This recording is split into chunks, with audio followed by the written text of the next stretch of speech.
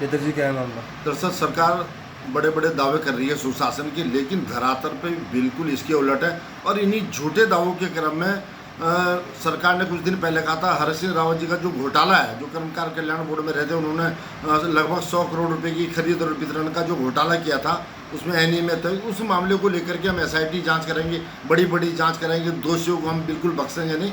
लेकिन अब तक कोई कार्रवाई न होना, सरकार बिल्कुल इस मामले में ठिठक गई है। हमारा कहना है कि हरक सिंह रावत जी जैसे महाभ्रष्टाचारी आदमी, जिन्होंने मंत्री रहते हुए लगभग 100 करोड़ रुपए की साइकिलें, टूल किट्स, तमाम ये सिलाई मशीन, वेल्डिंग मशीन, न जाने क्या क्या खरीद की थी, और उसके साथ साथ कोरोना काल के समय लगभग ये समझ लीजिए 3.25 लाख खाद्यान्न किट खरीदी, उसका कोई हिसाब ही नहीं है। ये समझ लीजिए कि गांव में कहावत है कि ये कफन खसोटने वाले जो नेता हैं, ये गरीबों से उनके मुंह से निवाला भी छीन लेना चाहते हैं। तो ऐसे मंत्री को, ऐसे नेता को सलाखों के पीछे होना चाहिए।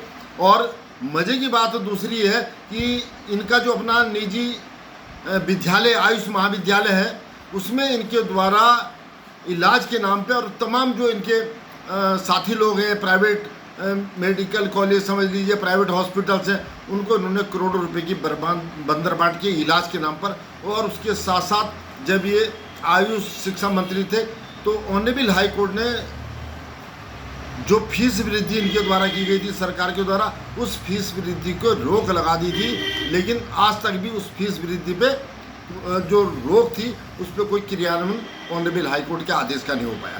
तो आप इससे समझ लीजिए कि ऐसे मंत्री, इनके खुद के कारोबार है। लेकिन और इस मामले में ऐसा नहीं है, जनसंघर्ष मोर्चा ने लगातार, हमने कई बार चीफ सेक्रेटरी, कई बार CM साहब को, राजभवन को, इनको पत्र लिख कर हम थक गए हैं कि आप इस पर कार्रवाई कीजिए। राजभवन के आदेश भी मानने को सरकार तैयार नहीं है। तो हमारा कहना है ये झूठे दावे, हम भ्रष्टाचार को जड़ से मिटाएंगे, सुशासन की और तमाम भ्रष्टाचार रोधी जो ऐप बना रखे हैं, ये सारे के सारे जनता को छलने के लिए, जनता को दिखाने के लिए, और उसके साथ साथ अपना प्रचार करने के लिए झूठे दावे, उसमें करोड़ों रुपए विज्ञापन दे करके ये प्रदेश की जनता की गाड़ी कमाई को भी लूटने का काम है। तो हमारा कह रहे हैं सरकार को हम आगाह करते हैं, ऐसी झूठी नौटंकी बंद करें, धरातल पे काम।